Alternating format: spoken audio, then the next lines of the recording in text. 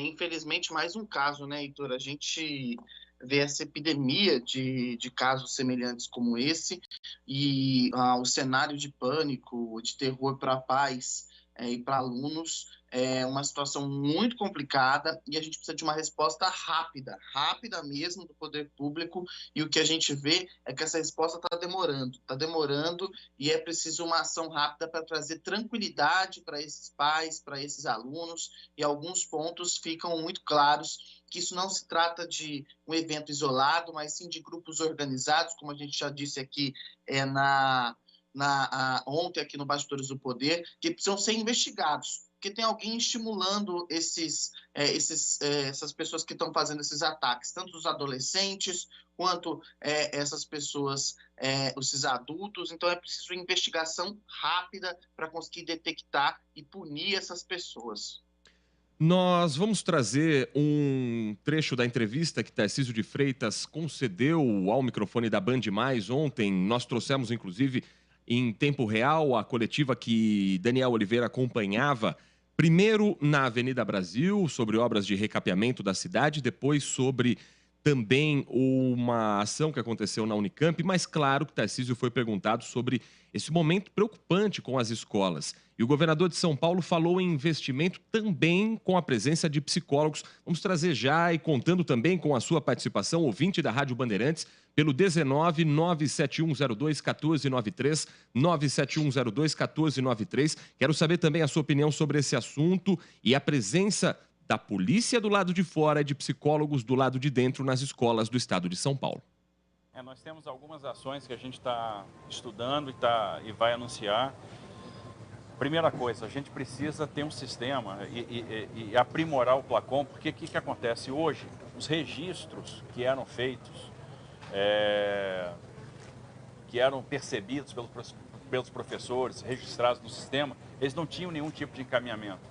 Você não encaminhava para a Secretaria de Saúde para fazer o acompanhamento em termos de saúde mental, você não encaminhava para a Secretaria de Segurança. Então, primeira coisa, nós vamos desenvolver um sistema que dê um andamento e que a gente fique sendo constantemente alertado que aquela demanda, aquela chamada está em aberto. Segunda coisa, contratação de psicólogos para as escolas. Então, nós vamos investir muito na saúde mental. Nós vamos ter uma rede de profissionais que vai ser contratada para prestar assistência às escolas.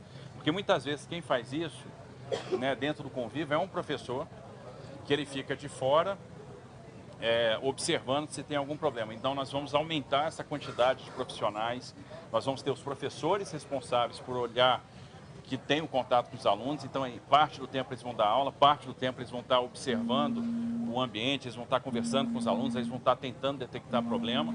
E além disso, uma equipe de psicólogos, né, que esteja presente, com bons profissionais selecionados. Terceira coisa, segurança. Nós vamos contratar equipes de segurança. Em tese, nós vamos ter segurança privada nas escolas, para criar vínculo, né, segurança desarmado, mas para estar monitorando o ambiente.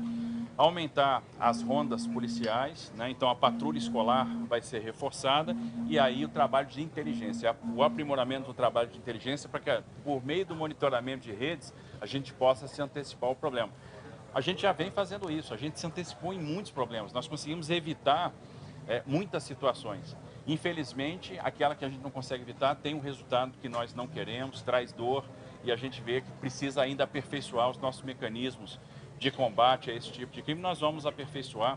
Eu acho que todo mundo tirou lições aprendidas com relação a esses casos, né? A própria imprensa tirou as suas lições de como cobrir esse tipo de situação, para não estimular, não provocar a centelha que acaba desencadeando. Então todos nós estamos aprendendo com essa situação que foi terrível e tentando construir medidas que sejam efetivas, que não adianta nada também ali no impulso você sair pensando uma série de coisas que lá na frente não vão funcionar. Então a gente está procurando ter algo estruturado que vai envolver comunicação às áreas competentes do governo, seja a área da saúde, seja a área da segurança pública, né, por meio de sistema, mais profissionais especializados nas escolas, vigilância, segurança nas escolas. Então a gente vai disparar esse conjunto de ação para dar essa percepção de segurança, garantir a segurança dos professores, dos profissionais de educação, dos alunos, para que os pais tenham tranquilidade enquanto seus filhos estão na escola, para aprender, para construir ali o seu futuro, que é o que a gente quer.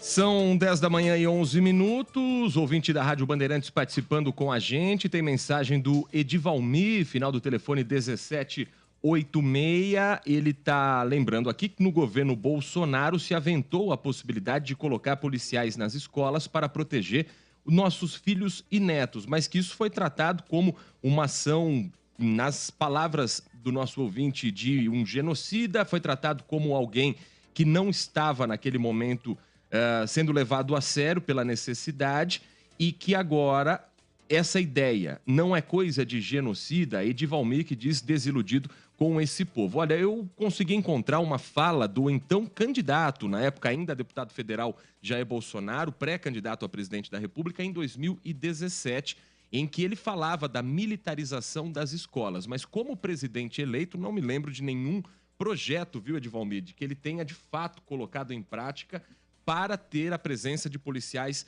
dentro das salas de aula. Não é algo também tão simples em função do efetivo e em função da discussão sobre a presença ou não de um policial militar na sala.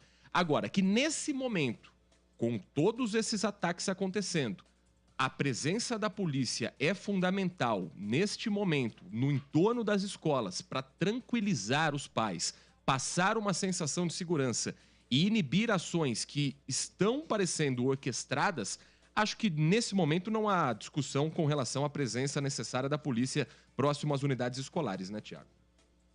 Não, essa discussão não há. É preciso reforçar a segurança e é um trabalho de monitoramento ostensivo, policiamento ostensivo que a polícia faz, que é o trabalho de ronda escolar, e um trabalho de investigação.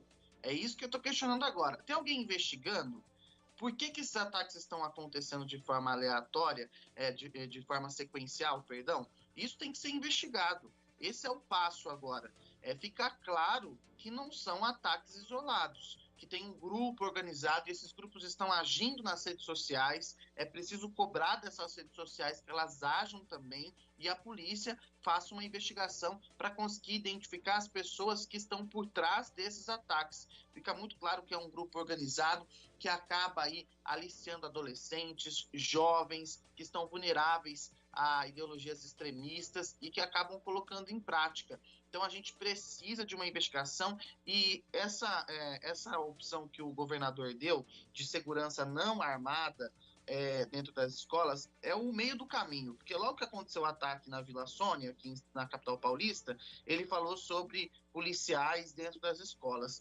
Isso agradando muito uma ala bolsonarista do governo Tarcísio. Agora ele acha um meio termo, porque a outra ala não gostou muito dessa questão, e aí ele achou um meio termo de segurança desarmada, como se fosse um vigilante patrimonial, mas alguém que cria um vínculo. A gente conversou com o Irilo aqui, você lembra, Heitor, especialista em segurança, ele disse o seguinte, um dos pontos centrais da segurança pública é o vínculo, então não adianta colocar só alguém lá, é preciso que essa pessoa tenha um vínculo com essas crianças, com esses adolescentes, para que haja uma confiança. E eu destaco ainda, já falei aqui, no ano passado a gente teve um ataque em Barreiras, na Bahia, em uma escola cívico-militar. Então o problema não é só colocar gente armada na escola, policiais. O problema é mais grave ainda, é preciso investimento, mas nesse momento um reforço policial, sem dúvida nenhuma, vai trazer tranquilidade para os pais. Mas é preciso mais, como psicólogos, como o governador quer colocar, mas que isso na prática funcione. Porque quando teve o ataque em Suzano, o governador João Dória, também disse que ia fazer um monte de coisa. Na prática não funcionou, na prática não foi feito nada. Então é preciso que os governos parem só de falar e coloquem em prática. Eu espero que dessa vez os governos estaduais, o governo federal, coloquem em prática as ações efetivas para cuidar da saúde mental das crianças e dos adolescentes e para que problemas como esse sejam detectados. Na Vila Sônia, o problema foi detectado. O problema é que a resposta foi um pouco demorada e a gente viu o que aconteceu.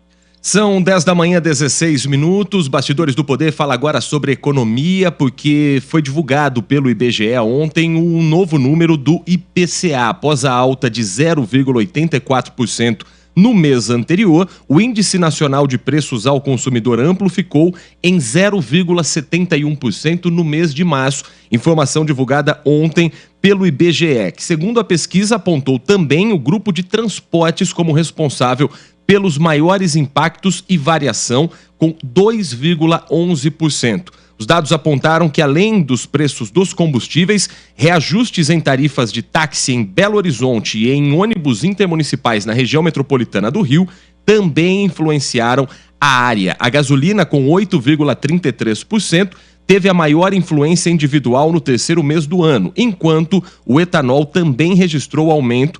O gás veicular e o óleo diesel continuaram em queda no mês de março. Na linha com a gente, também com imagens para você que nos acompanha pelo YouTube da Rádio Bandeirantes Campinas, o professor de Economia Fabrício Pessato, já agradecendo, professor, a sua participação, a atenção com o nosso ouvinte e espectador da Rádio Bandeirantes. Muito bom dia para você. Bom dia, muito obrigado pelo convite e uma satisfação estar aqui conversando com vocês e com os espectadores da Rádio Bandeirantes. Como é que o senhor analisa esses números que foram apresentados pelo IBGE e esse momento econômico do nosso país? No Brasil, a gente tem basicamente dois determinantes da inflação. A gente tem a taxa de câmbio como um dos determinantes que acabam influenciando a alta ou a baixa de preços. E o outro fator determinante é o que a gente chama de correção monetária automática, que isso é uma característica da economia brasileira. O que significa isso?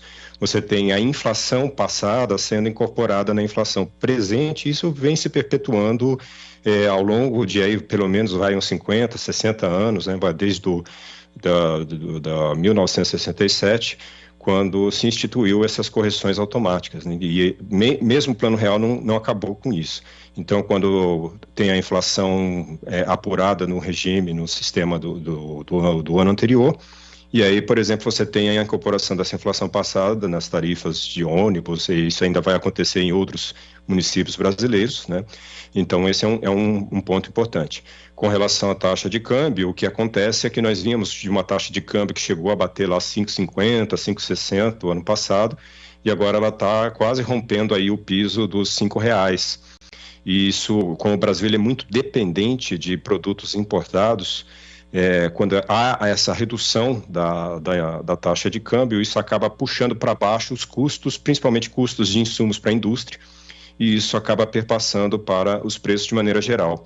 Lembrando que essa alta que a gente teve na gasolina e no etanol se referem à reoneração tributária que foi feita recentemente, né, que agora no mês de março foi imposta essa reoneração, recompondo aquela desoneração que havia sido feita no governo anterior, perto do período eleitoral, logicamente uma medida eleitoreira, todo mundo acha que fica claro que era uma medida eleitoreira, mas que acaba prejudicando bastante os estados, principalmente, né, quando você tem essa impossibilidade dos estados cobrarem ICMS. E mesmo o governo federal, que acabou retirando alguns tributos da gasolina e do etanol, que são combustíveis destinados à motorização do transporte individual de passageiros, né? Então, sempre aquela questão do transporte individual se sobrepondo ao coletivo.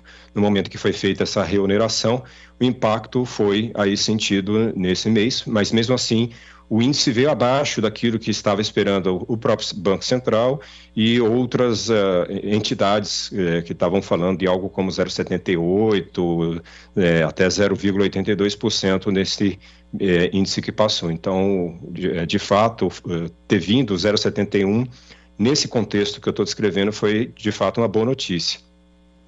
Tiago Prudente. Professor, quando a gente fala dessa questão de uma boa notícia, a gente viu, eu sempre sou muito crítico ao mercado, porque o mercado ele reage a qualquer coisa, ele está reagindo, e ontem o mercado, a Bolsa de Valores fechou em alta, o dólar caiu, porque há um sinal claro de desaceleração da inflação brasileira. Se comemorou muito a questão dos alimentos, eles subiram 0,5%, mas muito menos do que em outras oportunidades, e muitos produtos apresentaram uma queda, e é a inflação que atinge as famílias brasileiras. É isso mesmo que está acontecendo, E segundo ponto, esse já é um indício que acaba contrariando a última ata do Copom, que dava um cenário completamente diferente, que a última ata do Copom parecia que o mundo ia acabar amanhã. Isso contraria o Copom sobre que a inflação começa a ceder e talvez é hora de se repensar a taxa de juros ou essa política de juros altas? Excelente pergunta, Tiago.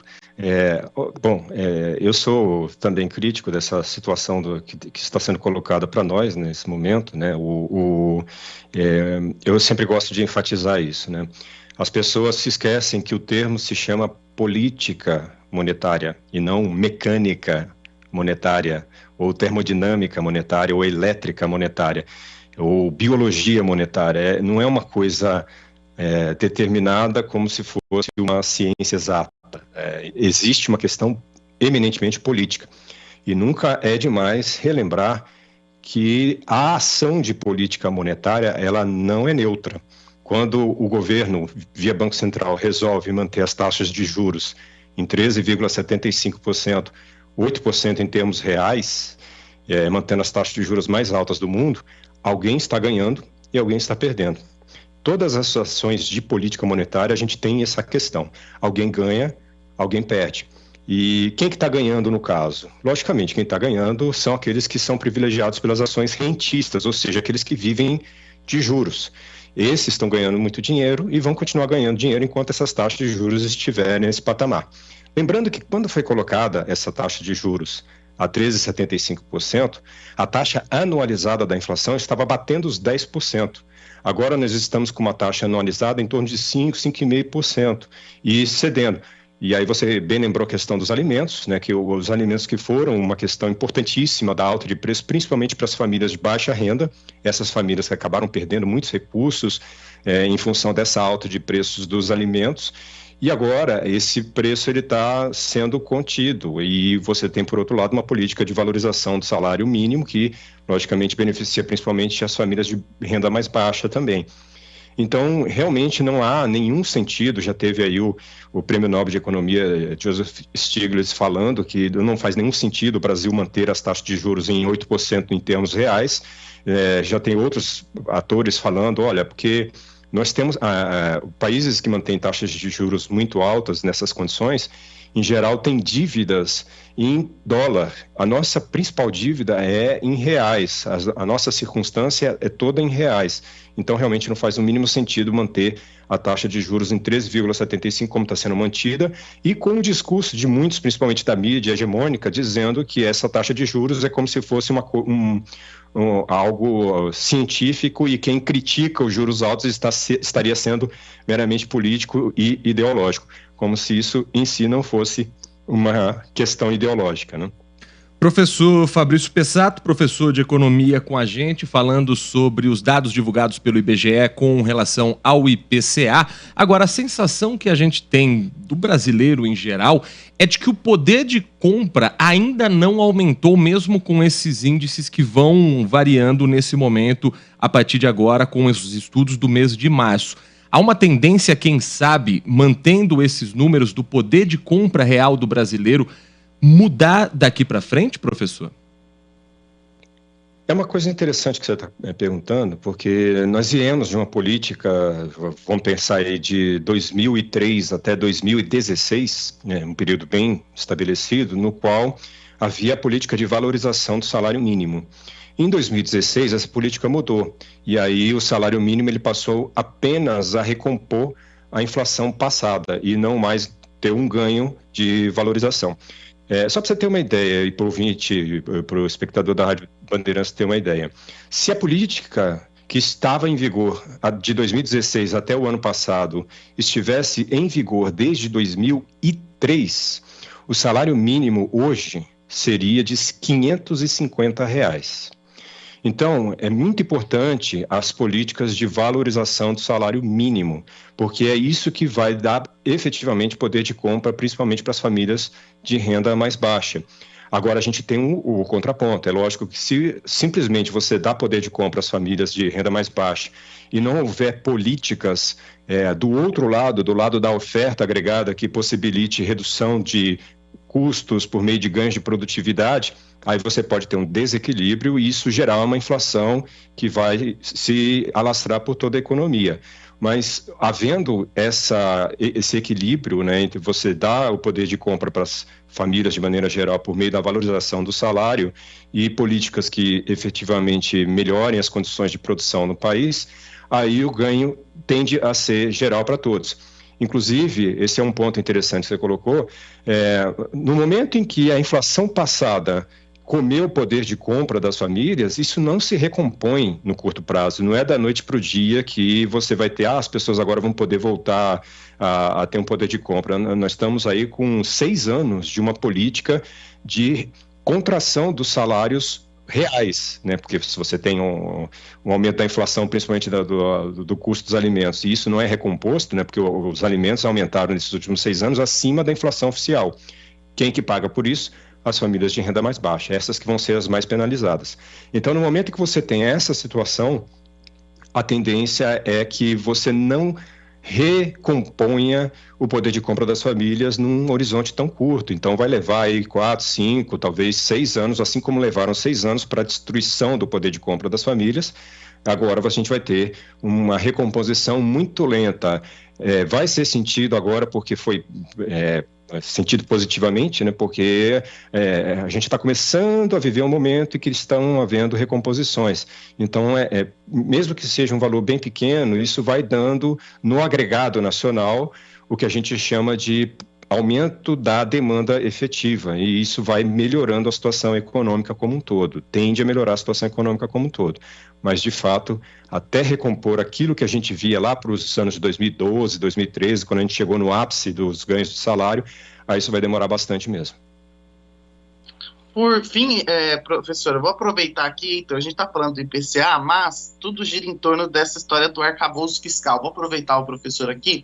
Qual que é a opinião do professor sobre o arcabouço fiscal? Muito se discute sobre essa questão para trazer uma previsibilidade. A gente também tem a reforma tributária, que é apontada como uma reforma estruturante, necessária. Como o professor vê esse cenário daqui para frente? E é fundamental nesse momento para a economia brasileira criar esses parâmetros para que a gente saiba investimentos. É importante ter uma política de Estado para algumas questões, para que passe governo, entre governo, porque eu estou falando isso que a gente teve o teto de gastos, que foi criado, independentemente de quem aprova, de quem não aprova, foi uma política criada, mas uma política que não foi obedecida pelo governo seguinte.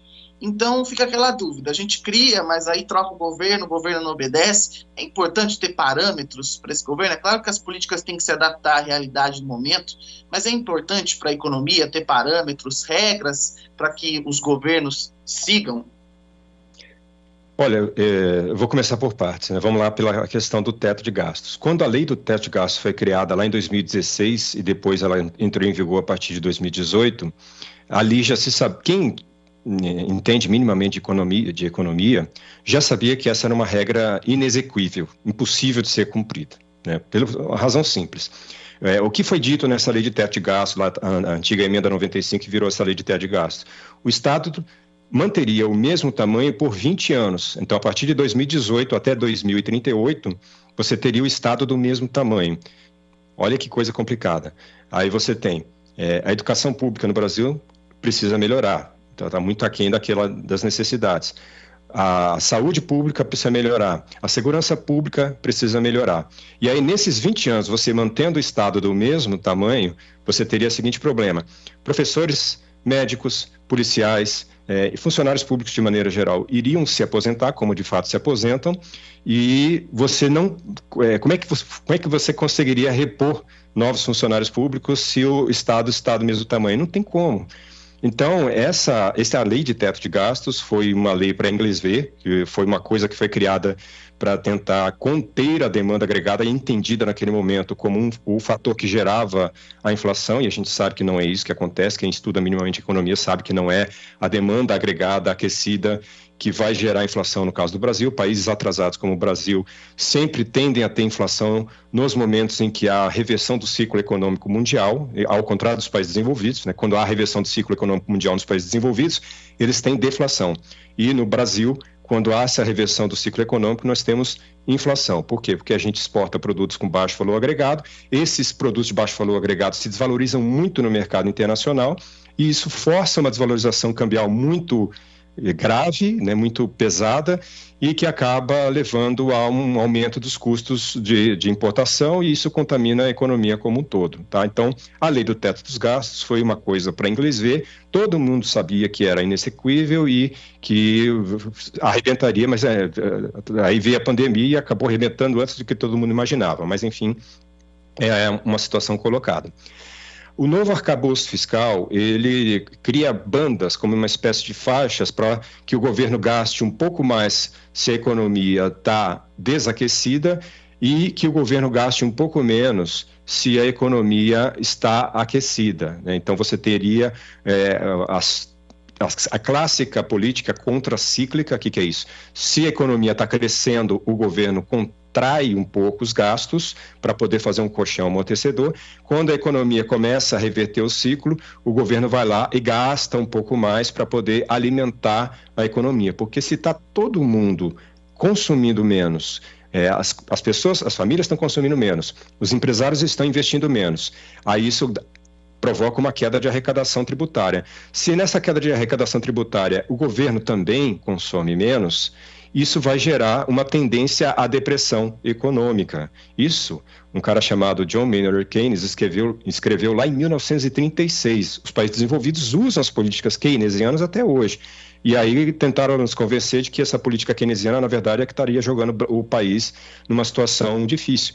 Então, nós passamos aí de 2017, 2018, 19, 20, 21, crescendo a taxas muito baixas. Esquece a questão da pandemia. Antes da pandemia, a gente já estava crescendo muito pouco, né? Então, aí você tem o teto de gastos funcionando como um teto de crescimento, na verdade. Aí a economia cresceu a 1 e pouco %, né? Crescendo ali um pouco acima da linha d'água e não conseguindo fazer com que as pessoas conseguissem obter emprego. Então, nós passamos por anos muito difíceis, e na minha concepção, principalmente em função do próprio teto de gastos. Essa mudança que está sendo proposta, logicamente, é um avanço, precisa de você ter alguma coisa na área fiscal para não deixar totalmente sem nenhum tipo de parâmetro de gastos, mas na minha concepção ainda trava bastante, principalmente os investimentos públicos, que são o motor do crescimento, não é só no Brasil, é em todo lugar do mundo. Em todo lugar do mundo, os investimentos públicos, eles acabam sendo propulsores dos investimentos privados. A prova empírica, né? Empiricamente, isso é demonstrado que em todo mundo acontece. Sobre a reforma tributária, ela está atrasada desde 1988, quando foi promulgada a Constituição. E assim, atravessa gerações, governos de esquerda, de direita, todos falando, precisa aprovar a reforma tributária, precisa aprovar a reforma tributária.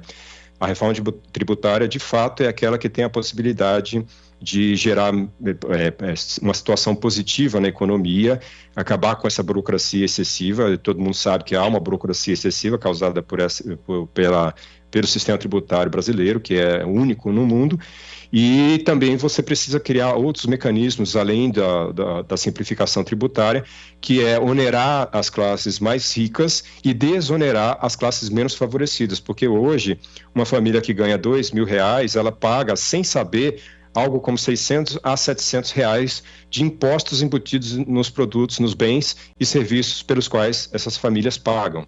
Então, a reforma tributária, ela não pode ser circunscrita à mera simplificação. Ela precisa também obedecer o princípio da progressividade tributária, de fato, no Brasil. Nós conversamos aqui no Bastidores do Poder com o professor de Economia, Fabrício Pessato, e agradecemos a sua participação, as explicações e a forma simples também de explicar para o nosso ouvinte, espectador da Rádio Bandeirantes, e para nós também, que estamos aprendendo sempre que temos o contato com o senhor, viu, professor? Obrigado pela atenção aqui na manhã desta quarta-feira. Muito obrigado pelo convite e até as próximas oportunidades. São 10 da manhã, 35 minutos. O Bastidores do Poder vai para um rápido intervalo e na volta, hoje tem aniversário em Campinas. O Mercadão Municipal completa 115 anos e com a expectativa de uma obra que promete também mexer com o centro da cidade. Nós vamos falar sobre esse assunto e mais. Tem uma operação da Polícia Federal em andamento neste momento, é a Operação Match Point, de combate à lavagem de dinheiro que vem do tráfico de drogas, tráfico transnacional de drogas. Tem mandados de prisão cumpridos em Campinas, na região do Taquaral, e em outras cidades também da nossa região. O intervalo é rapidinho, daqui a pouco tem muita informação e prestação de serviço aqui no Bastidores do Poder.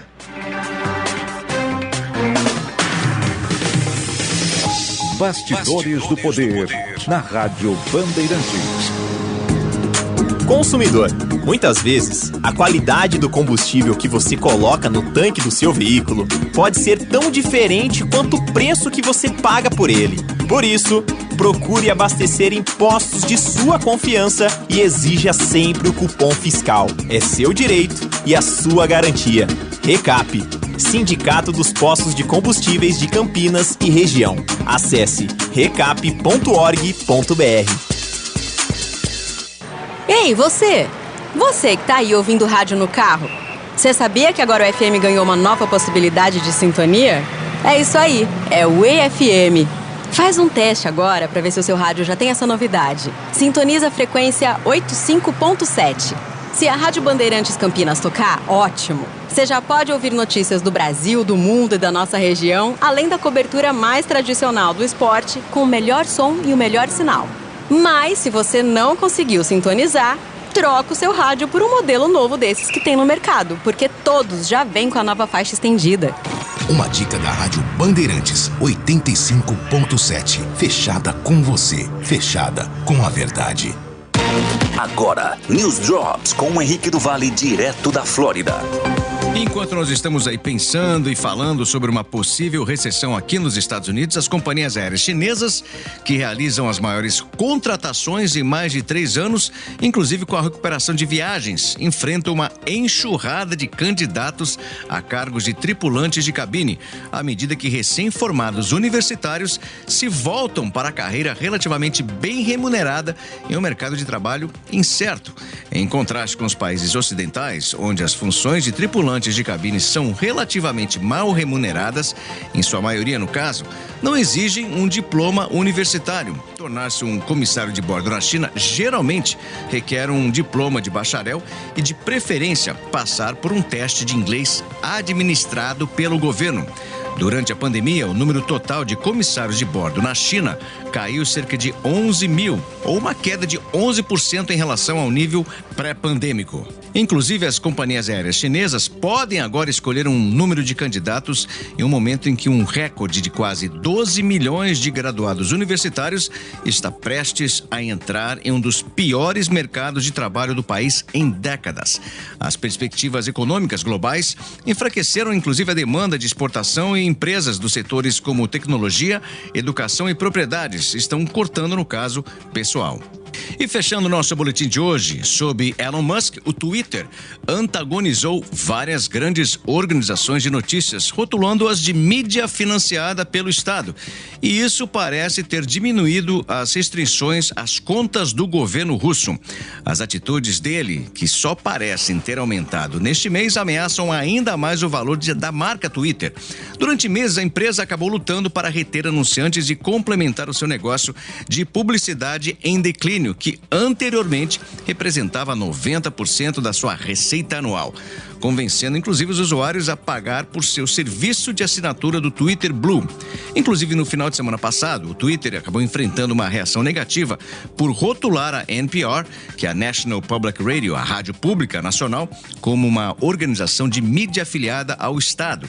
Inclusive, o próprio CEO da NPR, John Lansing, criticou Elon Musk e disse que a organização é apoiada por milhões de ouvintes. Elon Musk disse que o Twitter está trabalhando para melhorar a segmentação de anúncios da plataforma, justamente para aumentar o valor para os seus anunciantes. Porém, é claro que existem questões significativas sobre a direção que a empresa está tomando. Ao mesmo tempo, os gastos com anúncios online diminuíram amplamente devido às preocupações com a economia. Você ouviu News Drops aqui na Rádio Bandeirantes. Rádio Bandeirantes. Fechada com você.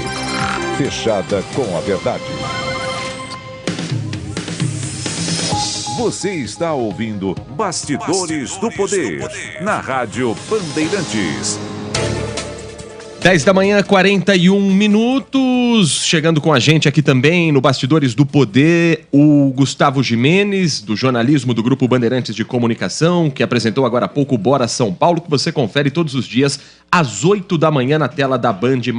E tem uma operação da Polícia Federal comandada em Florianópolis com desdobramentos em Campinas. Gustavo, bom dia para você. É isso, Heitor. Bom dia a você, ao Thiago, a todos que nos acompanham. E é um desdobramento importante, né? Porque desses 49 mandados de busca e apreensão, 33 de prisão em 10 estados, a gente tem aqui na cidade de Campinas uma apreensão significativa de dinheiro, R$485 mil em notas no Taquaral, aqui em Campinas, operação que também foi realizada no Cambuí, portanto a gente está falando de bairros nobres aqui da cidade. São 49 mandados em 9 estados. Na região aqui de Campinas, nós temos Campinas com 4 mandados, 3 em Limeira, 1 em Hortolândia, 1 em Piracicaba, 1 em Sumaré e 1 em São Pedro. Temos também 2 na capital paulista. Além disso, mandados em Santa Catarina, Rio de Janeiro, Minas Gerais, Bahia, Paraíba, Rio Grande do Norte, Pernambuco e Goiás. Para a gente entender, Heitor, o nome dessa operação é Match Point. E o que chama a atenção é o seguinte, que foi necessário contar com o apoio tanto da Interpol quanto da Europol, porque está envolvido nesse grupo, de acordo com as investigações da polícia, um cidadão da Islândia. E por causa disso, esse cidadão mora aqui no Brasil e ele seria responsável também por essa ação. Que ação é essa que eu estou falando? É para combater a lavagem de dinheiro oriunda do tráfico transnacional de drogas. Portanto, é o tráfico, às vezes a gente está acostumado a usar o internacional, mas eles chamam de transnacional, porque de fato vai além de uma nação, vai circulando por diversos países esses entorpecentes. Às vezes sai de uma área aqui da América Latina, passa pelo Brasil, vai para a Europa e assim por diante. E é esse dinheiro que a polícia está atrás. Um outro ponto importante, 43 pessoas tiveram aqueles bens sequestrados. O que significa isso? Bens que vão ficar ali, pelo menos por hora, com a justiça. São pelo menos 57 veículos, além, é claro, de imóveis e embarcações, até mesmo embarcações, totalizando 150 milhões de reais, Heitor. Tráfico transnacional de drogas está previsto no artigo penal, no Código Penal, é o artigo 40 aqui do Código Penal, e é quando a pessoa decide vender drogas além da fronteira, ou seja, para outros países. É mais amplo do que o tráfico internacional, que é o transporte de drogas para outros países com alguém daquela nacionalidade esperando receber o entorpecente. O transnacional é, no caso, um brasileiro que sai para organizar essa logística de tráfico de drogas em outro país. Gustavo Gimenez, hoje acompanhei, como faço todos os dias, o Bora São Paulo às 8 da manhã, e um dos destaques foi o aniversariante do dia, o Mercadão Municipal. Quem mora, quem é de Campinas, quem passa pela cidade, sabe que estamos falando de um patrimônio, principalmente naquele horário gostoso de comer um pastelzinho logo cedo ou de fazer as compras para a semana. Acho que não tem um campineiro que não tenha uma história no Mercadão Municipal, né, Gustavo? Ah, com certeza, né? Tem uma relação muito próxima. Toda vez que entra no Bora, a gente até brinca que dá para sentir o cheiro do Mercadão, né? O Mercadão tem muitos aromas também, além, é claro, daquele visual incrível. E principalmente, né? É uma das 7 maravilhas aqui de Campinas, né? Vale esse destaque sem dúvida nenhuma. E quem está com a gente nesse momento para falar sobre os 115 anos do Mercado Municipal de Campinas, o popular e querido Mercadão, é o presidente da CETEC, Henrique Lerena. Um aniversário com direito também a anúncio de um investimento na casa de 6 milhões de reais. Henrique, bom dia para você, obrigado pela atenção com o ouvinte e espectador da Rádio Bandeirantes. Bom dia a todos os espectadores. É isso mesmo, é um investimento da ordem de 6 milhões de reais para a requalificação do Mercadão Municipal. Essa obra, esse prédio icônico do município de Campinas, e 6 milhões no investimento direto, mas indiretamente a prefeitura vai arcar com mais 5 milhões. Então é um investimento total de 11 milhões para a requalificação daquele espaço público. E além disso, futuramente a gente vai ter também no entorno outras intervenções pela Prefeitura de Campinas. Nessa obra de 6 milhões, Henrique, o que está previsto exatamente para ser feito no Mercadão? O que significa essa revitalização em ações práticas para os próximos anos? Olha, tem toda a parte de infraestrutura, né, que vai ser totalmente reformada, a questão de hidráulica, elétrica, parte civil, né, pinturas, mas o inovador que tem esse projeto é a criação de uma praça de alimentação no vão central do Mercadão. É um mezanino, onde que vai ter uma nova praça de alimentação, muito parecido com, para quem conhece, o Mercado Municipal de São Paulo. Trabalhar essa nova lógica também no Mercadão, que além de todos os produtos que já tem, de peixes, carnes, hortifrutos, a gente também aumentar o ramo de atuação em produtos gastronômicos, né? Uma praça de alimentação. Tiago Prudente, pois não, você conhece bem o Mercadão, já deve ter feito muita reportagem e muita refeição lá no Mercado Municipal, né, Tiago? Já conheço bem o Mercado Municipal de Campinas, inclusive, como você disse, todo mundo tem uma história. Tem um amigo meu que ele não pode ir no Mercadão, que ele só vai lá para comprar castanha, e castanha é caro, né? Aí toda vez ele vai no Mercadão, compra castanha de caju e sai reclamando, fala, muito caro.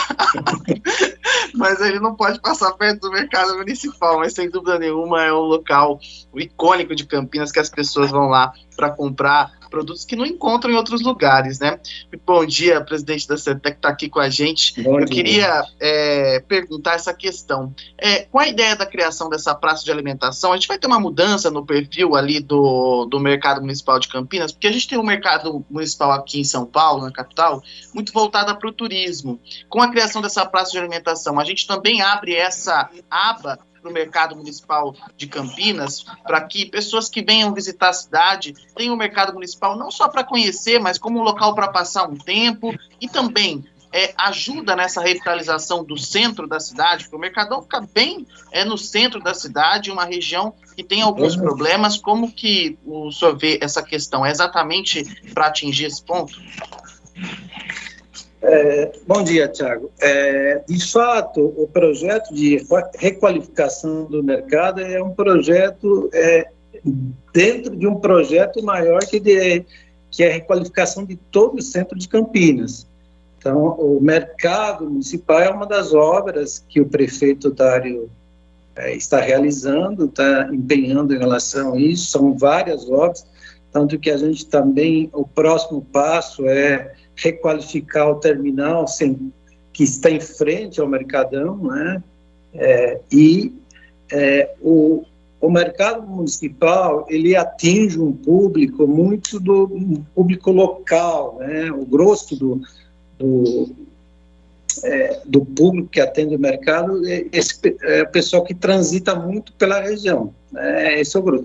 E a gente quer mudar esse perfil, colocando essa praça de alimentação, em que possamos, inclusive, até ampliar o atendimento, o funcionamento, porque quando a gente pensa numa praça de alimentação, é estilo que é o mercado de São Paulo, né? Que você coloca restaurantes, lanchonetes, você teria um novo espaço e horários para atendimento de outro público.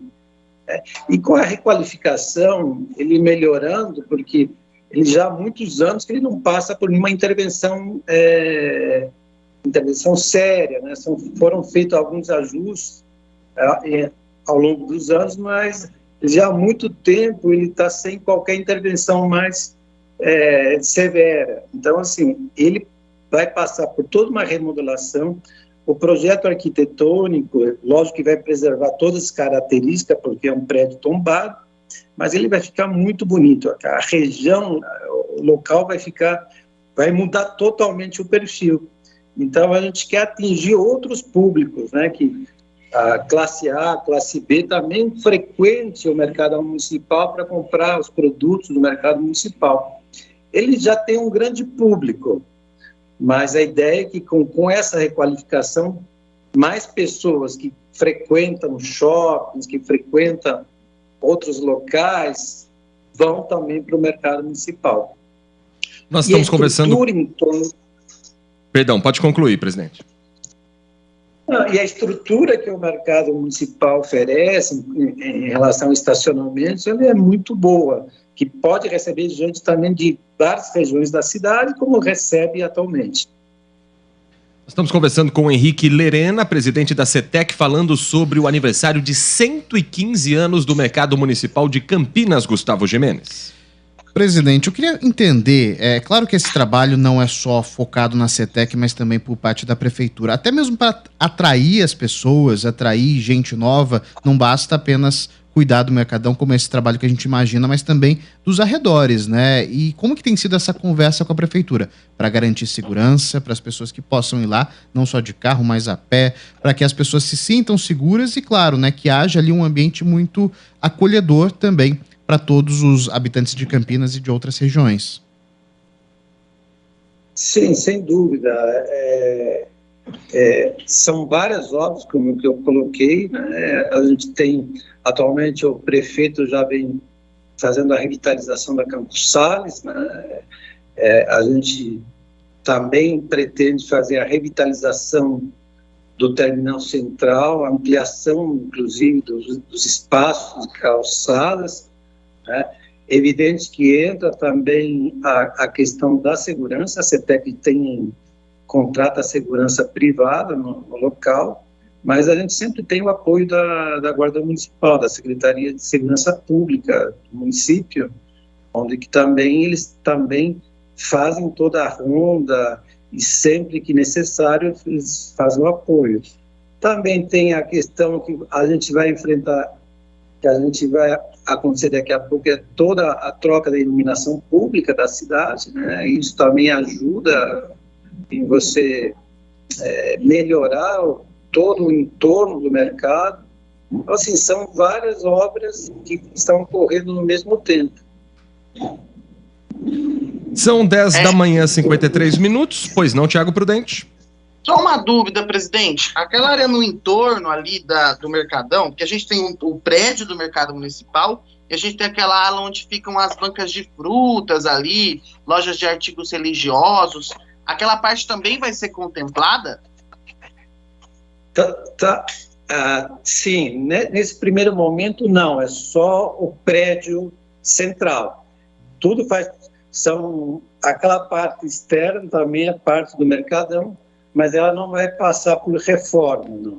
A reforma, ela está basicamente centrada no prédio que é tombado, né, que é uma obra do Ramos de Azevedo, é um projeto de 1908, ele é tombado, e hoje toda a contratação que foi realizada pela Prefeitura, ele está focado na questão do prédio.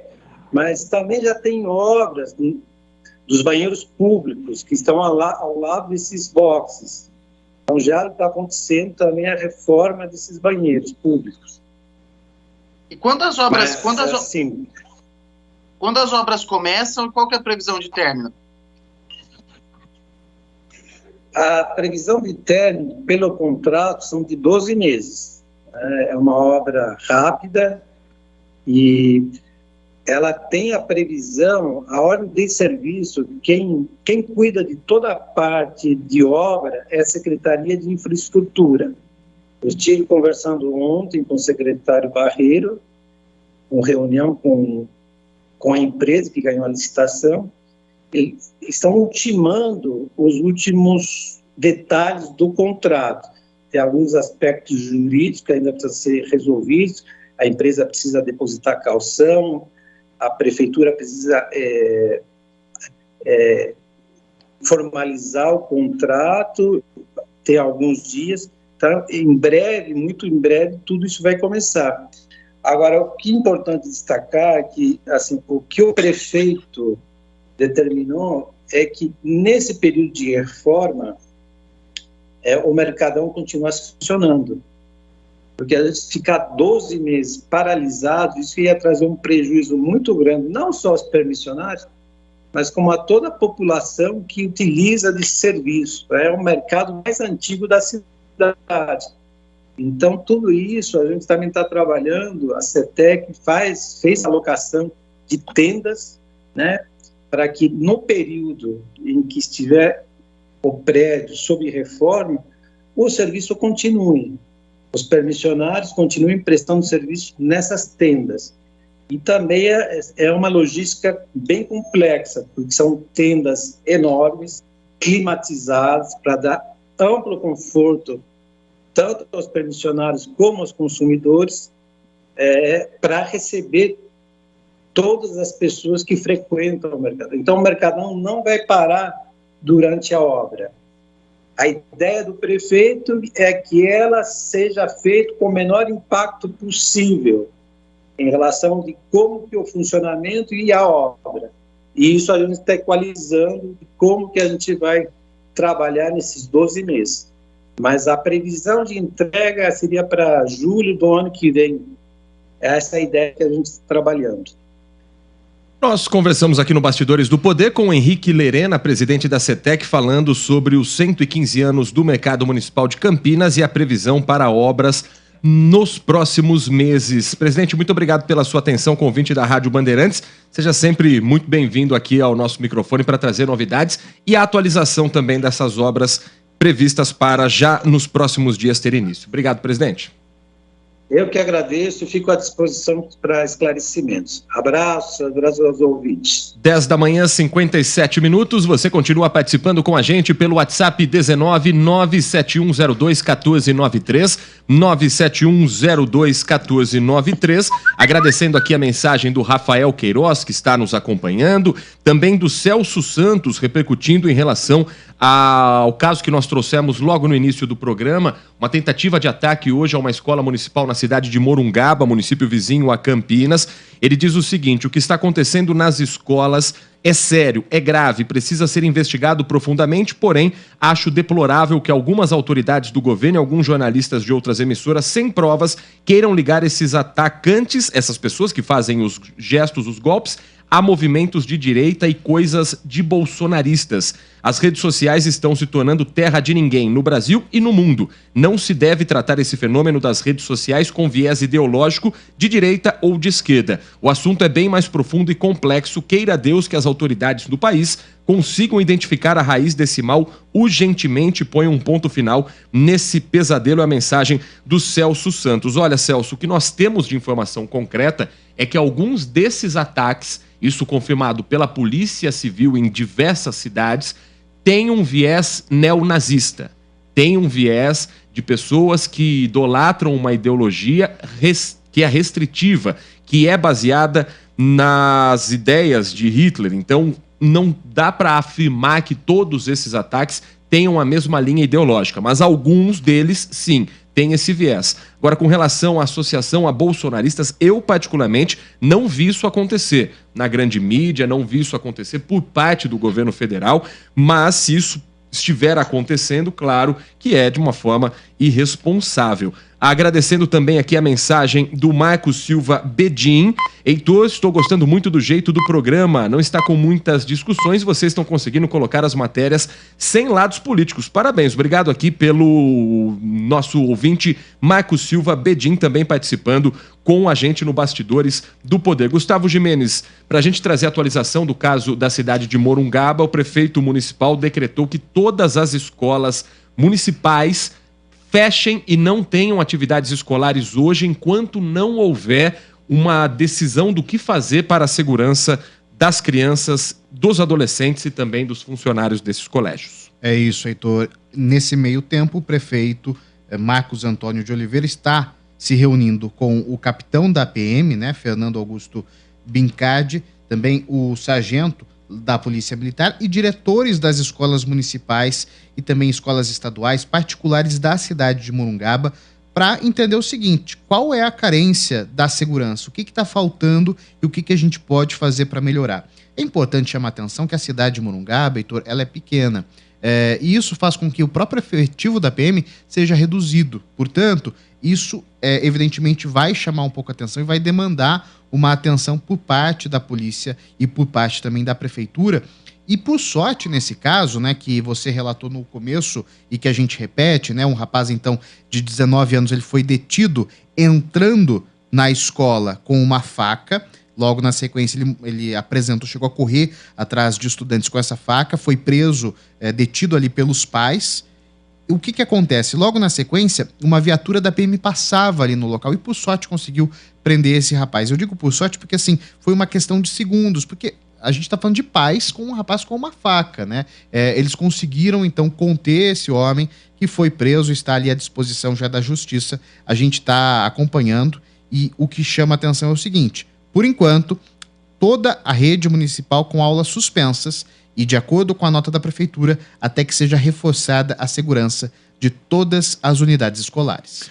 11 da manhã, 2 minutos, agradecendo ao Gustavo Gimenez, que todos os dias está também na tela da Band Mais TV, 8 da manhã, no Bora São Paulo, trazendo os principais destaques de todo o nosso interior. Obrigado, viu, Gustavo? Espero você amanhã aqui novamente no Bastidores do Poder. Ótimo dia. A gente vai para um rápido intervalo. Tiago Prudente, no próximo bloco vamos falar sobre o adiamento de uma CPI em Campinas. Para o ouvinte da Bandeirantes saber o que será destaque, conta um pouquinho para a gente do que vamos trazer de informação logo depois do nosso break. Vamos aí destacar aí esse encaminhamento final da CPI que apura as denúncias de corrupção na Câmara de Campinas. O relatório deve ser lido em breve, a gente vai trazer os detalhes. Com mesa de som do Danilo Capucci, com os trabalhos técnicos do Lucas Pessoa, do Gil Kleber, o Bastidores do Poder vai para um rápido intervalo e na volta tem muita informação e prestação de serviço em AM 1170, FM 85.7. Bastidores do Poder, na Rádio Bandeirantes. Oferecimento. Recap, Sindicato dos Postos de Combustíveis de Campinas e Região. Acesse recap.org.br. Temporada 2023 de futebol na Rádio Bandeirantes. Gol! Campeonato Brasileiro e o melhor gol do rádio. Cobertura de todos os jogos de Guarani e Ponte Preta. Com a equipe esportiva de maior audiência do interior. Futebol é com a Rádio Bandeirantes. Apoio Rocha Autopeças, sempre oferecendo peças de qualidade com preços justos. Seu Nissan Zero com as melhores taxas e condições você encontra na Nissan Daruge. Acesse nissandaruge.com.br. No trânsito escolha a vida. Seara, e experimente a linha completa de linguiça 100% carne suína, com temperos e salsicha para grelha levemente defumada. Vai de churrasco? Tá na cara que é Seara. Encontre no Iga Atacado. Vem construir com a Uesco, a marca de ferramentas elétricas que mais cresce no Brasil, com mais de 600 autorizadas. Consumidor, muitas vezes, a qualidade do combustível que você coloca no tanque do seu veículo pode ser tão diferente quanto o preço que você paga por ele. Por isso, procure abastecer em postos de sua confiança e exija sempre o cupom fiscal. É seu direito e a sua garantia. Recap, Sindicato dos Postos de Combustíveis de Campinas e Região. Acesse recap.org.br. Agora, News Drops com o Henrique do Vale, direto da Flórida. Mais um tiroteio em massa acontece aqui no país. Desta vez um funcionário do banco Old National Bank, identificado como Connor Sturgeon, de 25 anos, abriu fogo em seu local de trabalho em Louisville, Kentucky, e acabou transmitindo ao vivo o ataque que deixou 5 mortos e 8 feridos. O atirador foi morto pela polícia após um tiroteio que feriu 2 policiais, deixando um em estado crítico. De acordo com uma fonte familiarizada com a investigação, o atirador deixou um bilhete para seus pais e um amigo, indicando que planejava atirar em seu local de trabalho, embora não esteja claro quando a mensagem foi encontrada. O massacre dessa última segunda-feira é o de número 146. Tiroteio em massa até agora, neste ano, aqui nos Estados Unidos, de acordo com Gun Violence Archive, deixando a outra comunidade de luto enquanto os legisladores discutem sobre possíveis soluções para a violência armada que acontece no país. O atirador havia se formado e já tinha passado por um estágio no banco para depois ter sido contratado. E o presidente Joe Biden assinou um projeto de lei encerrando a emergência nacional por Covid-19. Porém, mesmo assim, permitiu ao governo fornecer a muitos americanos exames, tratamentos e vacinas sem custo. Desde que o Congresso decidiu desfazer a emergência nacional, mais cedo do que o pretendido, foi feito um trabalho com as agências para lidar com os impactos de encerrar a declaração antecipadamente. O projeto de lei para encerrar a emergência nacional foi aprovado no Senado no mês passado, em uma votação bipartidária de 68 a 23 e foi aprovado pela Câmara liderada pelo Partido Republicano no início deste ano. A Casa Branca sinalizou forte oposição ao projeto de lei, mas disse que Biden o assinaria se chegasse à sua mesa. Você ouviu News Drops aqui na Rádio Bandeirantes. Rádio Bandeirantes. Fechada com você. Fechada com a verdade. Você está ouvindo Bastidores do Poder, na Rádio Bandeirantes. São 11 da manhã, 7 minutos. Você que me ouve em AM 1170, FM 85.7 pelas estradas que cortam a nossa região. Atenção redobrada a quem for passar na rodovia Dom Pedro, entre os quilômetros 124 e 126. É o trecho entre o limite de Valinhos e Campinas, porque nesta quarta-feira já começou, inclusive, às 10 da manhã e está prevista até às 3 da tarde, uma interdição em duas faixas, a faixa central e a faixa da direita, até às 3 da tarde, para que sejam feitas obras de reparo do pavimento. Então, uma nova camada de asfalto deve ser passada no local. A concessionária Rota das Bandeiras, que administra o trecho, programou justamente essa interdição no momento em que não há um horário de pico. Então, a partir das 3 deve ser liberado o trânsito completamente. Mas, nesse momento, faixas 2 e 3 da rodovia Dom Pedro, entre os quilômetros 124 e 126, estão interditadas. Somente uma faixa liberada para o tráfego, para que as obras sejam feitas nesse período. E uma informação que você confere também no portal bandmulti.com.br, dá conta de que a Vigilância Sanitária de Campinas interditou uma clínica de endoscopia instalada na Vila João Jorge, região sul da cidade. Em nota, a Prefeitura de Campinas explica que a clínica atuava sem licença sanitária. Além disso, as equipes verificaram irregularidades em relação a materiais descartáveis vencidos, falta de recursos para atendimento de emergências e falta de desinfecção dos endoscópios, que são os equipamentos usados na medicina para observar o interior de um órgão, de um canal ou de uma cavidade do corpo humano. A Vigilância Sanitária recomenda que a população sempre verifique se o serviço de saúde contratado tem licença sanitária. Essas e outras informações de Campinas e região você confere no portal bandmulti.com.br. São 11 da manhã e 9 minutos. Tiago Prudente, a Comissão Parlamentar de Inquérito da Câmara Municipal de Campinas, criada para apurar supostas cobranças de vantagens indevidas para a prorrogação de contratos de empresas terceirizadas, tem data agora para a leitura do relatório. Queria que você falasse um pouco dessa informação e os bastidores disso na Câmara Municipal, como os vereadores estão chegando esse momento, porque agora o processo de investigação vai caminhando para o final. Exatamente. A comissão teve a última reunião na tarde de ontem no Legislativo, essa comissão parlamentar de inquérito, essa CPI, e ficou agendado para o dia 25 de abril, às 2 da tarde, a leitura do relatório final. O relator da CPI é o vereador Major Jaime do PP, e então vai ser lido esse relatório, que pode pedir a cassação ou não do vereador Zé Carlos e um indicativo aí de outras pessoas envolvidas, lembrando que esse escândalo envolve o ex-presidente da Câmara de Campinas, o vereador Zé Carlos, e Rafael Creato, que era o ex-secretário de Relações Institucionais. Segundo a CPI, inclusive os áudios, as transcrições dos áudios que foram apurados pelo Ministério Público, que envolvem aí esse caso, também vão estar presentes nesse relatório. No caso de um pedido de cassação, Heitor, caso o relatório venha com pedido de cassação e seja aprovado pela comissão,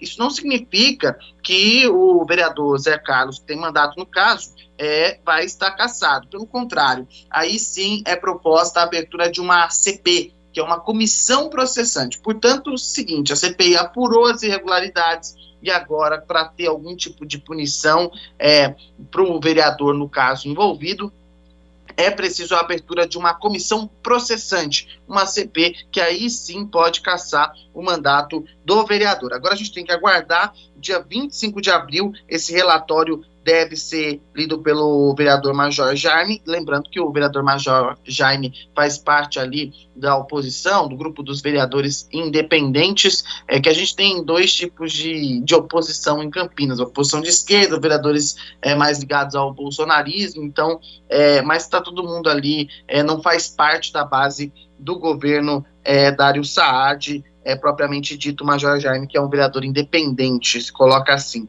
Bom, então a gente tem que esperar então a leitura. O presidente dessa CPI é o vereador Paulo Gaspar, integram ainda a CPI. Quem vai votar nesse relatório? Paulo Búfalo, do PSOL, Paola Miguel, do PT, Carmo Luiz, do Podemos, Luiz Cirilo, do PSDB, Igor Diego, do Republicanos. Então a gente tem aí oposição e base juntas nessa comissão. Vamos ver aí qual vai ser o resultado e se a CPI vai pedir a cassação do ex-presidente da Câmara de Campinas, o vereador Zé Carlos. Heitor. Havia expectativa no final do mês de fevereiro pelo depoimento do vereador Zé Carlos, que protocolou na época uma petição no Legislativo dizendo que não compareceria à reunião da CPI. O argumento da defesa de Zé Carlos é que já há uma investigação com o mesmo intuito, com os mesmos documentos, sendo realizada pelo Ministério Público, e que tudo que ele precisasse falar a respeito da sua defesa seria falado ao Ministério Público e não à Casa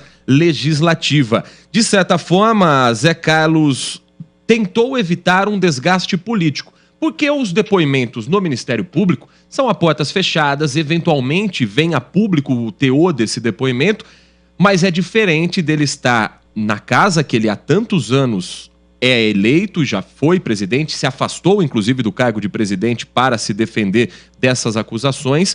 O desgaste político talvez tenha feito com que Zé Carlos não quisesse participar da defesa na CPI. Agora, isso pode ter, na sua opinião, um resultado também prático no momento da entrega desse relatório, no momento da leitura desse relatório, Tiago, o fato de Zé Carlos não ter falado no dia em que foi convocado?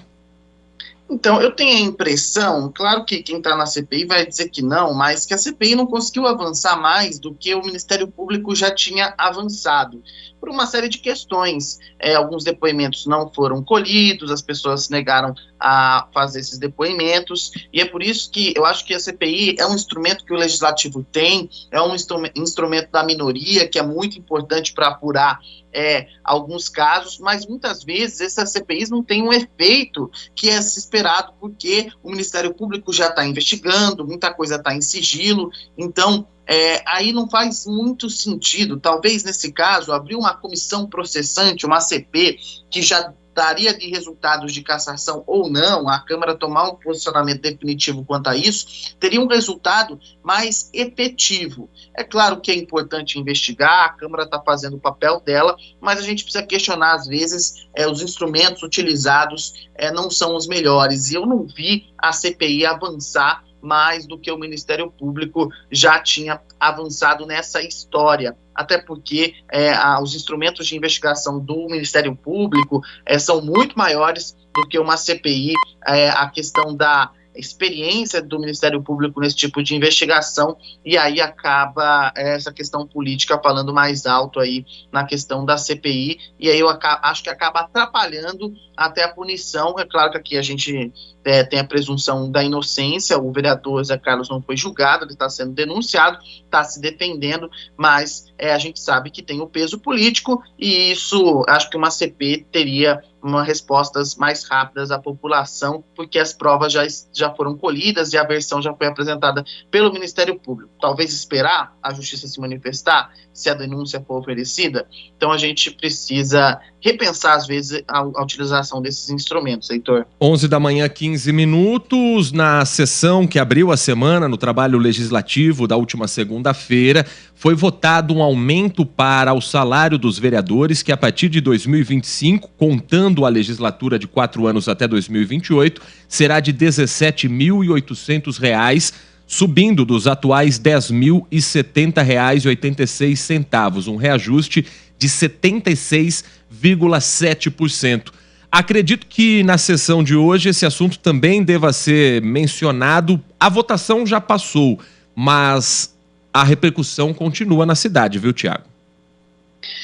Não sei se os vereadores vão querer entrar nesse assunto, então, porque é um assunto delicado, né? E como eles têm o controle da tribuna, né? A gente, aquela história, né? Finge que nada aconteceu e a banda passa tocando pela rua, é basicamente isso.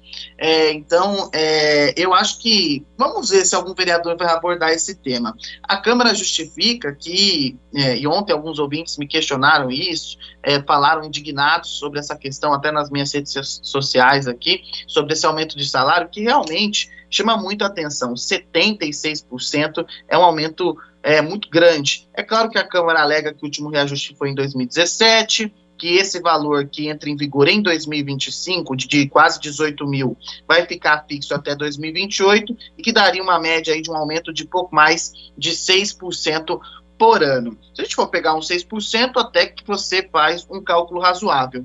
Mas eu acho que a gente tem que questionar algo que é mais importante e ampliar esse debate, não só para a Câmara de Vereadores de Campinas, mas para assembleias legislativas, para a Câmara dos Deputados, para o Senado Federal, para o Judiciário, porque a questão é que os nossos representantes, e eu acho que tem que ter bom salário sim, para conseguir evitar a corrupção, assim como a polícia precisa de bons salários. O problema não são os salários em si, o problema é que todos esses entes públicos têm penduricalhos, ou seja, além dos 18 mil reais, os vereadores têm uma série de outros benefícios, verbas que utilizam para manter o gabinete, então vale gasolina e outros benefícios. E aí eu fico me perguntando, o brasileiro já fica indignado porque a grande maioria não recebe esse valor. E além disso, não recebe todos esses auxílios que vereadores, deputados estaduais, deputados federais, juízes, e aí eu coloco o judiciário também, recebem. E aí a gente fica se perguntando por que eles têm esses benefícios, o que qualifica para que eles tenham esse benefício. Além disso, a produtividade, e aí principalmente dos políticos, representa esse salário todo. Então é isso, acho que a questão principal pode ter um bom salário? Pode, mas o político tem que arcar com esse salário, o aluguel quando ele vai para Brasília, o valor do deslocamento, como todo funcionário de empresa privada faz. Eu ganho meu salário, eu tenho que pagar o meu apartamento, eu tenho que pagar meu deslocamento até a empresa. É claro que tudo que eu fizer dentro do meu horário de trabalho, a empresa faz esse custeio daquilo que é do meu trabalho. Mas fora isso, por que eles têm esses benefícios e com um salário tão alto? E nós não temos nenhum desses benefícios. Eu acho que é preciso atacar esse problema que é grave, que é a questão dos penduricalhos, Heitor. É essa história de judiciário, de Câmara dos Deputados, Senado, Câmara dos Vereadores, Assembleia Legislativa, terem um monte de benefícios em que a população não tem. Esse é um dos grandes problemas e é isso que encarece a máquina pública, principalmente das nossas casas legislativas. É preciso cortar esses benefícios, esses privilégios, que é o nome certo, dessa classe, e eles recebam um salário que eles têm que receber e arquem com todos os custos. 11h, 19 minutos. Você continua participando pelo WhatsApp 19971021493. Edivalmir participando com a gente, dizendo, particularmente, ele diz, Tiago, que acha que é muito pouco. Se ele tivesse o poder, aumentaria o salário dos 33 grandes pensadores e trabalhadores de Campinas para R$150 mil por mês. Está sendo irônico, claro, o Edivalmir nessa colocação, não quer generalizar o nosso ouvinte, mas já generalizando, dos 33 vereadores de Campinas e de todos os municípios, 98%, se caírem no mercado de trabalho privado, não conseguirá salário superior a R$ 2.500 por mês. Muitos vereadores mantêm, né, as atividades particulares, mesmo conciliando com o cargo municipal. Na última segunda-feira, o assunto do aumento dos salários acabou chamando atenção em relação a outras pautas discutidas na Câmara Municipal, mas só para a gente não deixar passar batido, porque falamos sobre isso na segunda e também na sexta-feira, foi aprovada na última sessão parlamentar na Câmara de Campinas o projeto de lei da vereadora Débora Palermo, do Podemos, que altera dispositivos de uma lei complementar que obriga as empresas concessionárias ou permissionárias de energia elétrica que atuam no município de Campinas a realizarem o alinhamento e a retirada dos fios inutilizados dos postes e notificar as demais empresas que utilizam esse poste como suporte de cabeamento. A proposta da parlamentar é ampliar em 10 vezes a multa prevista para as empresas que não obedecerem essa lei. A multa atualmente é na casa das 1.000 UFIX, que é a Unidade Fiscal de Campinas, hoje está em torno de R$ 4.480, e a empresa seria responsabilizada num valor maior se não cumprisse a partir dessa nova lei que foi aprovada pela Câmara Municipal de Campinas. E é uma lei interessante, Tiago, porque ela vem ao encontro de acidentes que aconteceram na cidade, um deles que resultou na morte de um idoso que estava trafegando de moto com a esposa dele. Então a lei surgiu naquele momento, mas que claramente não pegou, que claramente ainda coloca em risco a população de Campinas em geral, a partir do momento que é necessário ter um dispositivo para ampliar a multa para quem não está cumprindo. É o famoso, no Brasil, a lei só pega quando arde no bolso. Exatamente. E esse projeto foi aprovado em primeira votação, deve ser aprovado em segunda discussão, então seguir para o legislativo. A lei já existe, então é uma lei complementar para mudar a multa, e é isso mesmo. No Brasil, quando não dói no bolso, a lei não pega. É basicamente isso, mas para que a lei também pegue, o poder público tem que aplicá-la. Não basta apenas ter no papel e a lei não ser aplicada, fingir que nada está acontecendo. E eu destaco, Heitor, que o que chama atenção é que nas duas últimas sessões, tirando esse projeto, teve um outro projeto na última sessão, o resto foi tudo honraria. A Câmara Municipal de Campinas está votando basicamente honrarias. E aqui eu não estou desmerecendo quem vai receber essas honrarias, pelo contrário, mas projetos para a cidade estão ficando de lado, não estão sendo votados. E isso me chama muito a atenção. O vereador Luiz Cirilo subiu na tribuna na última sessão e disse que não ia mais retirar projetos dele da pauta, porque ele, que é um vereador da base, porque o governo diz que não tem condições, o governo Dário não tem condições de implementar nas secretarias, porque não há estrutura, que ele vai deixar os projetos na pauta e que os vereadores discutam, e se ficar entendido que não deve ser aprovado porque não tem estrutura, que seja recusado, porque essa é a função da Câmara. O vereador até fez uma espécie de desabafo na tribuna da Câmara de Campinas, dizendo que isso é ruim, essa votação só de honrarias, diplomas, que a função da Câmara Municipal não é essa. E essa manifestação do vereador me chamou muito a atenção, porque é algo que a gente se questiona, né, Heitor? Qual a função da Câmara? E quando vem um aumento de salário desse, a questão da produtividade e aqui todos os privilégios que os vereadores têm. E aí, como é que a população não fica indignada com uma situação como essa? Porque não dá para a Câmara de Campinas votar um projeto e 5 honrarias num dia só. É preciso discutir projetos para a cidade. Honrarias são importantes, as pessoas merecem, mas, por favor, né, gente, vamos votar mais projetos e deixar as honrarias como minoria e não como maioria da pauta da Câmara Municipal de Campinas, a maior cidade do interior do país. Não é possível que não se tenha projetos para se discutir na Câmara Municipal de Campinas, uma cidade desse tamanho, com tantos problemas. 11h25, agradecendo a participação do nosso ouvinte pelo WhatsApp 971021493. A Silvia Jonas escreve pra gente: que vergonha dos vereadores de Campinas, só pensam em seus umbigos. ou favorecer os amiguinhos, referência à votação que ampliou o salário dos vereadores a partir da próxima legislatura. Agradecendo também a participação do Rogério de Valinhos, final do telefone 4340, também participando com a gente todos os dias. A gente está trazendo sempre as mensagens do Rogério e os assuntos que a gente vai trazendo em pauta. Rogério, pode ir comentando também, participando, para você também ter a sua opinião lida, ou então mensagem de áudio. Pode participar também com mensagem de áudio dentro dos assuntos que nós estamos debatendo desde as 10 da manhã. São 11h25, uma informação que acaba de chegar por parte da Prefeitura de Campinas. Depois da confirmação da primeira morte em função de dengue na cidade nesse ano de 2023, a morte de um senhor de 86 anos que morava na região do Centro de Saúde Taquaral, região leste da cidade de Campinas, a Prefeitura divulga o seguinte: um novo inseticida para o combate a arboviroses transmitidas pelo mosquito Aedes aegypti. Isso inclui não apenas a dengue, mas também a zika e a chikungunya. Esse novo inseticida deve chegar aos municípios em maio. Foi o que afirmou a secretária de Vigilância em Saúde e Ambiente do Ministério da Saúde ao prefeito de Campinas.